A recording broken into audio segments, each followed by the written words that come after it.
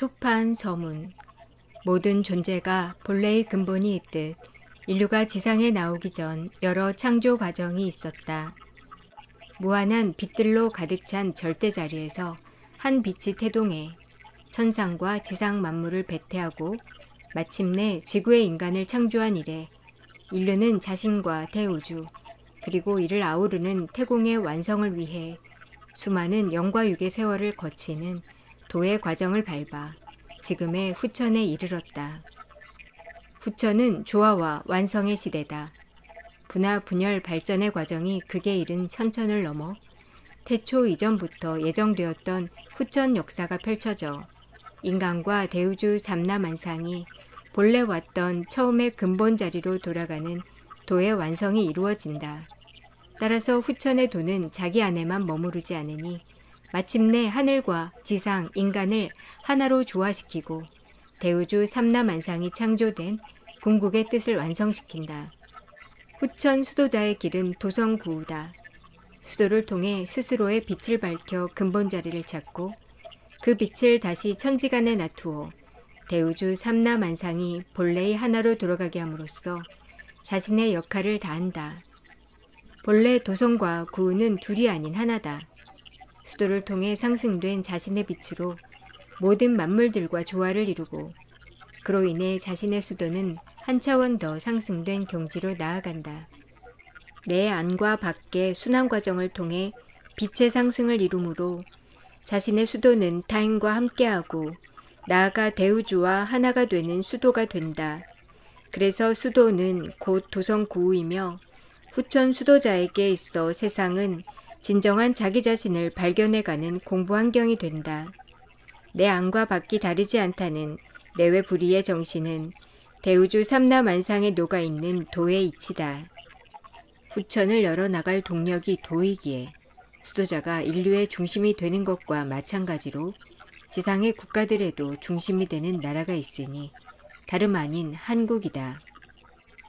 태고적 최초 국가인 한국에서 분화 분열된 다양한 민족과 나라들은 인류의 완성을 향한 흐름 속에서 각자의 소임을 가지고 있었다.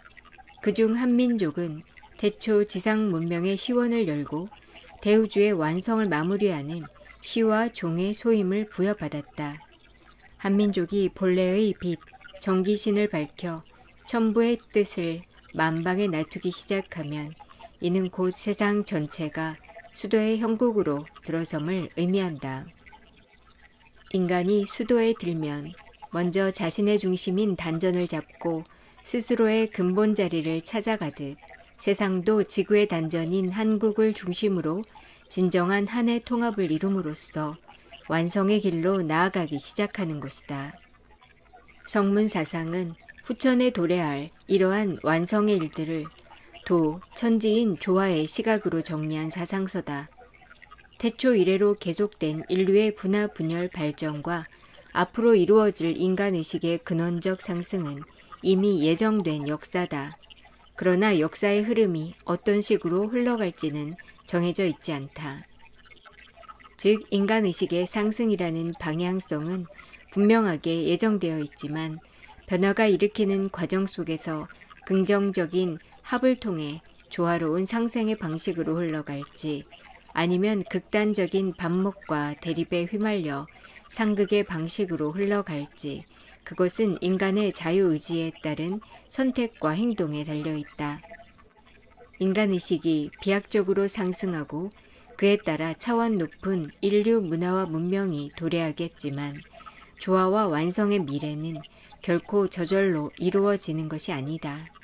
그러한 미래가 온전히 이루어지기 위해서는 후천 역사를 직접 체득하고 이를 지상 역사로 구현하려는 인간의 창조적 의지와 노력이 필요하다. 결국 성문사상이 말하는 후천의 모습은 천지인 조화의 흐름을 바탕으로 우리 스스로가 능동적으로 만들어가야 할 미래인 것이다. 후천에는 인간의식이 도의식, 하늘의식에 이를 수 있을 만큼 상승함으로써 인류가 하늘에서 비롯된 존재라는 궁극의 정체성이 드러난다. 이렇게 드러난 인간의 정체성은 스스로를 완성에 이르게 하는 창조적 상승의 길잡이가 되지만 이 과정에는 지금껏 겪지 못한 혼란이 수반되기도 한다. 온전함을 이루기 위한 강력한 정화의 흐름이 일어나기 때문이다. 정화는 인간 내적으로 그리고 외적으로 적지 않은 혼란과 위기를 일으킨다. 인류는 미증류의 변화를 맞아 그 어느 때보다 절박한 선택의 기로에 놓이고 그 선택의 결과는 인류 자신에게 또 다른 희망과 절망의 환경을 동시에 가져다 준다. 이러한 극단의 환경에 놓인 인류에게 성문사상은 인간의 근본 존재성과 존재 가치가 무엇이며 그에 따라 어떤 길을 걸어가야 하는지를 제시한다. 즉 혼란과 절망의 이면에 숨어있는 한 줄기 희망의 빛을 알리고 그 빛을 따라 드러날 조화와 완성의 길을 전하기 위해 만들어진 후천의 도서가 성문사상이다. 엄밀히 말해 성문사상에서 말하는 사상은 지상현실에서 말하는 것과는 다소간의 차이가 있다. 역사를 다루기 때문에 사관처럼 보이지만 사관과 거리가 있다. 세상을 관념적인 체계와 논리로 해석하는 것을 넘어 창조될 당시 부여된 인간의 정체성을 바탕으로 대우주의 시작과 과정 그리고 완성에 관한 있는 그대로의 진리를 풀어냈기 때문이다. 이처럼 성문사상은 현실적 학문의 테두리를 넘어 천지인 조화의 시각에서 지필된 책이기에 관점의 구분을 위해 본체용의 형식으로 구성하였다. 본편은 한 빛에서 열린 태공이 인간을 중심으로 하여 조화와 완성을 이루는 창조의 근본 뜻을, 재편은 그에 따라 이루어지는 대우주 삼라만상의 변화와 인간을 비롯한 모든 존재의 과거와 현재, 미래를 만드는 역사의 근본 흐름을, 용편은 그러한 역사의 흐름을 바탕으로 인간의 자유의지가 이루는 인류사의 다양한 현상들과 새로운 미래의 가능성을 조망하고 있다. 수도자의 마음은 항시 도심을 본으로 하여 세상의 흐름과 함께하되 세상 그 어느 곳에도 편중되지 않는다. 다만 지상의 물리적 제약과 한계로 인해 도의 뜻을 전함에 있어 다소간의 경중과 우선순위가 생기는 것은 자연스러운 이치다.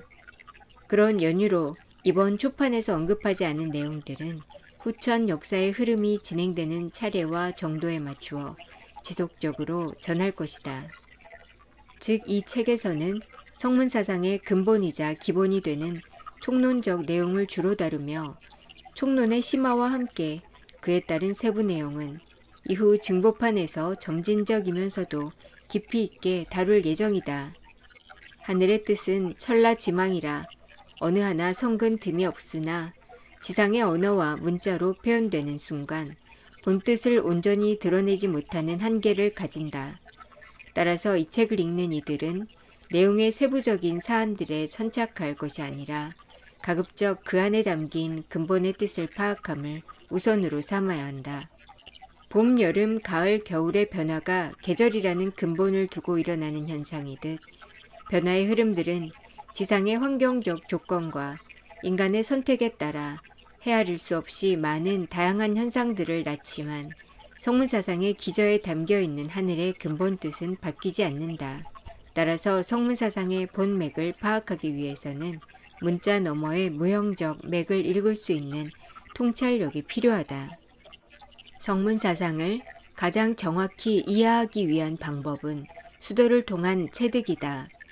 본서의 내용이 현상적 세계뿐 아니라 근원적 차원인 빛의 세계를 다루고 있으며 빛의 세계에 도달하는 유일한 방법이 수도를 통한 체득이기 때문이다.